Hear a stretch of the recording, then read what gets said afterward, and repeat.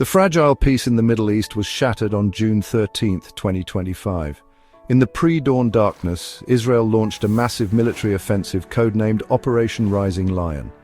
This coordinated series of airstrikes targeted key Iranian nuclear and military installations, most notably the heavily fortified Natanz uranium enrichment facility.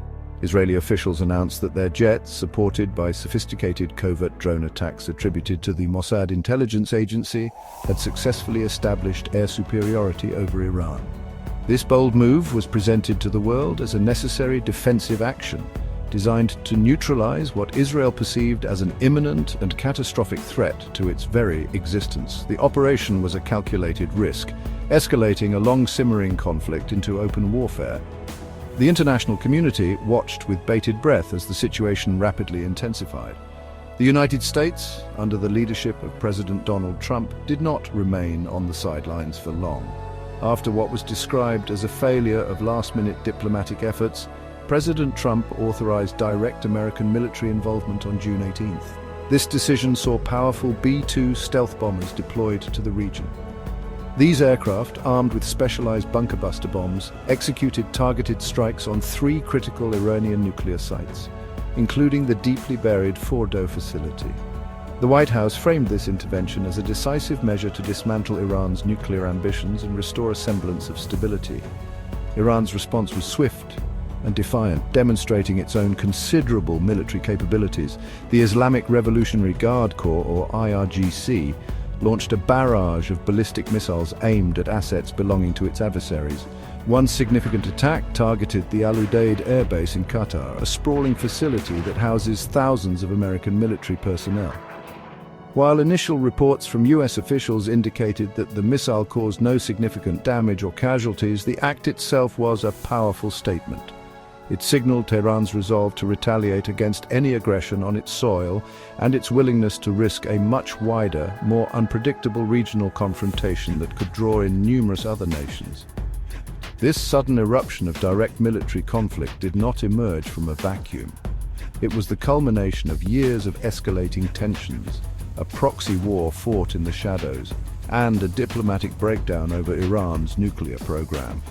The strikes by Israel and the subsequent intervention by the United States transformed this long-standing Cold War into a hot one.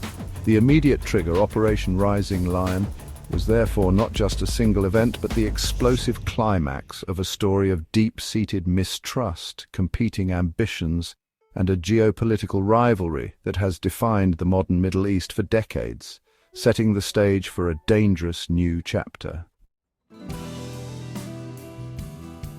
At the absolute heart of this conflict lies Iran's controversial nuclear program. For years, both Israel and the United States have publicly and privately expressed grave concerns that Tehran's ultimate goal is the development of nuclear weapons. This fear is considered an existential threat in Jerusalem, which believes a nuclear-armed Iran would fundamentally alter the balance of power in the region and directly endanger Israeli lives. The stated purpose of the joint military strikes was, therefore, unambiguous: to severely set back, or if possible, completely destroy Iran's nuclear infrastructure. The goal was to prevent Iran from reaching the point of no return in its alleged quest for an atomic bomb.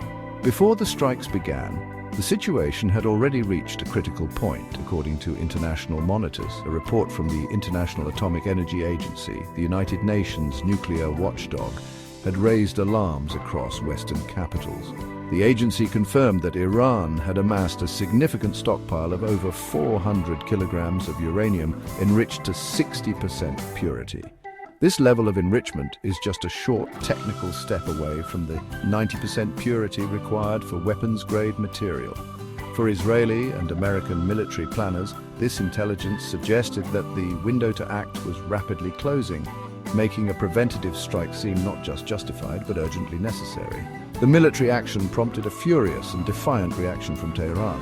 In a move that signaled a major escalation in its standoff with the West, the Iranian parliament swiftly voted to suspend all cooperation with the IAEA.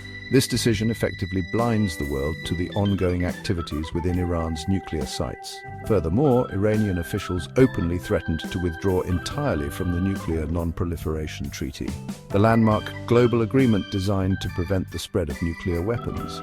This defiant posture was a clear message that Iran would not bow to military pressure and might even accelerate its program in response to the attacks. The international community has remained steadfast in its position, even as the conflict rages. Leaders from across the globe have reiterated the long-held stance that Iran must not be allowed to develop a nuclear weapon. NATO Secretary-General Mark Rutte publicly echoed this sentiment, emphasizing the global consensus on containing Iran's nuclear ambitions. However, the recent military strikes have complicated diplomatic efforts immensely. Critics, including former Secretary of State Antony Blinken, have warned that the attacks could be a strategic mistake, arguing that Iran could rebuild its damaged facilities underground faster and with even greater determination than before. Beyond the immediate crisis over nuclear capabilities, this war is the physical manifestation of a decades-long struggle for power and influence across the Middle East. Iran and Israel see each other as primary rivals, each vying for regional dominance through a complex web of alliances, economic pressure, and covert operations. For Israel, a central strategic objective has long been to dismantle the network of anti-Israel militant groups funded and armed by Iran. This network, often referred to as the Axis of Resistance, includes powerful proxies like Hezbollah in Lebanon and Hamas in the Palestinian territories, which have been engaged in long-running conflicts with Israel. This broader struggle is not only fought with missiles and jets, but also through financial warfare. In a significant move aimed at crippling what it calls Iran's terror financing system, Israel took the step of officially designating Iran's central bank and several other key financial institutions as terrorist organizations. This action is intended to cut off the flow of funds to groups like the Quds Force, the elite overseas operations arm of the IRGC. The United States has supported this strategy, viewing economic strangulation as a critical tool to weaken Iran's ability to project power and destabilize the region without resorting to constant military force. The timing of this open conflict is deeply intertwined with other regional crises, most notably the ongoing war in Gaza, which began in October 2023 and has resulted in a staggering loss of life.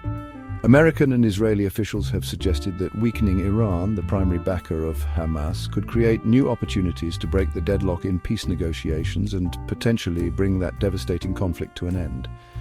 By targeting the head of the snake, they argue, it may be possible to weaken its various limbs, fundamentally altering the strategic landscape of the entire region and forcing proxy groups to the negotiating table.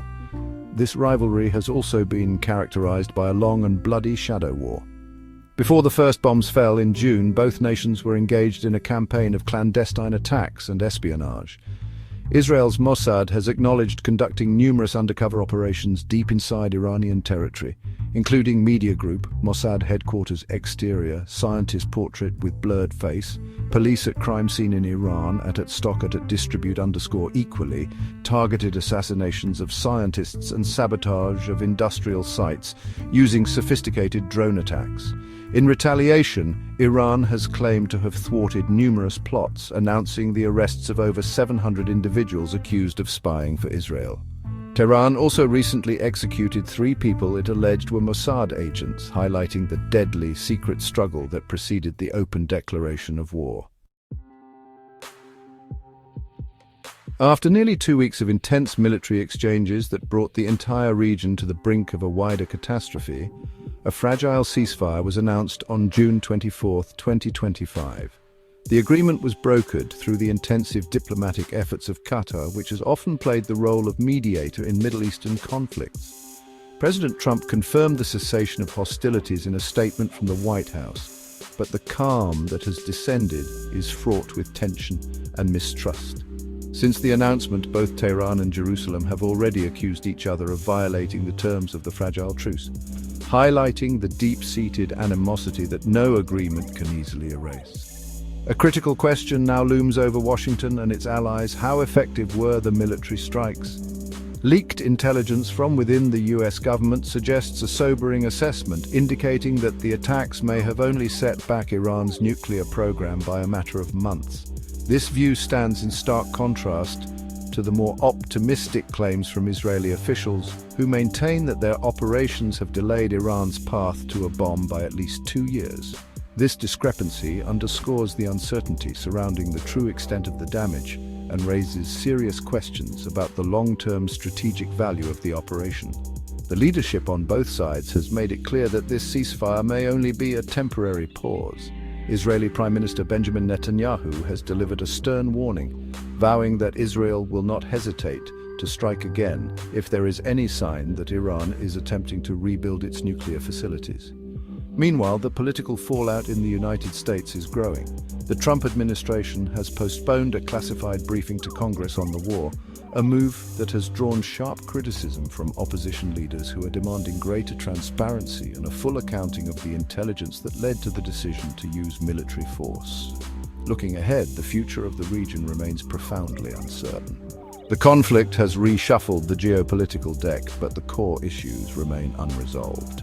The threat of another, potentially more devastating war hangs heavy in the air. In response to the heightened state of alert, domestic security agencies in the United States, including the FBI, have reportedly reallocated resources away from immigration enforcement to focus on countering potential Iran-related threats on American soil. The world now watches and waits, hoping this uneasy peace holds, while knowing that the underlying drivers of the conflict are far from being resolved.